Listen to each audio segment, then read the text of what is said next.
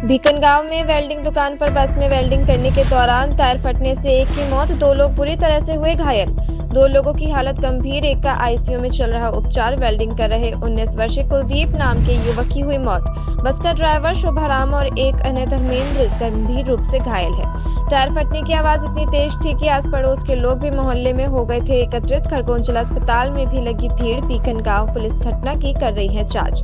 बीकनगांव थाना क्षेत्र के सोनी कॉलोनी की घटना।